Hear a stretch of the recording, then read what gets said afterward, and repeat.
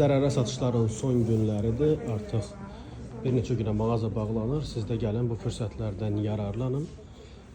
Nizamolun birinci mərtəbəsini McDonald's elədiyi üçün bizim mağazamız bağlanır. Baxın, gördüyünüz bütün modeller təmiz təbii dəri Türkiyə istehsalıdır və hal-hazırda ziyana satılır.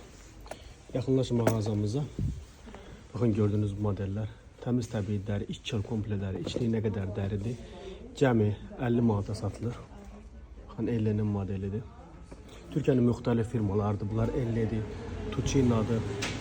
Hem sport, hem klasik, hem bu cür rahat politikalar ne istiyorsunuz var mağazada.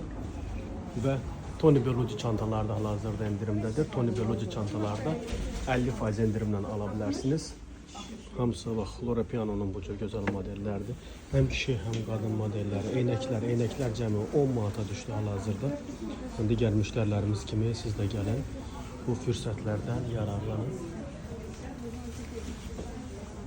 Bu eynəklər təmiz, təbii, organik eynəklərdir və hal-hazırda mayası 25-30, daha doğrusu satışı 25-30, 35-40, mayası 10-12 manat olan eynəklərdir. Bizdə isə cəmi 10 manata düşdü bu eynəklər və eynək həddindən artıq çoxdur.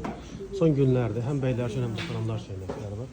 Son günlərdə bu fürsətlərdən yararlanın. Klasik modellərimiz, baxın, Cristabel'in modelləridir. Trendyolda Cristabel yazın nə qədər bahalı modeller olduğunu görəcəksiniz bunların. Hal-hazırda bizim mağazada bir dənə alsaz 35 manat, 2 dənə alsaz 60 manat, yəni biri 30 manata düşür. Hər cür model var. Dərilər var, bunlar dəridir. Baxın, təmiz təbii dəri modellərdir. Model çox, dərindən artıq çoxdur. Bu ilin dəb modelləridir. Burada 1+1, bu arada pulqablarımız da var. Burada 1+1 modelləridir. Mesela bu modellerin birini alırsınız 30 manata, ikincisi tamamıyla pulsuz, biri düşür cəmi 15 manata. Burada gördüğünüz klasik modellere, burada gördüğünüz sport modellerini ise temiz təbii dəri, iç çöl komple dəridir. Elvin'in modelidir. Birini alırsınız 50 manata, ikincisi tamamıyla pulsuz. Biri düşür cəmi 25 manata. Botun sezonu gedib, ama gəlin üçün ala bilərsiniz. Birini alırsınız 60 manata, ikincisi tamamıyla pulsuz. Biri 30 manata düşür botlar. Model həddindən artıq çoxdur. Baxın, burada da olan modellerimiz de həmçinin hal-hazırda indirimdədir. Daha doğrusu zərərinə satılır. Paletti'nin modelidir. Türkiye'nin müxtəlif firmalarıdır bunlar.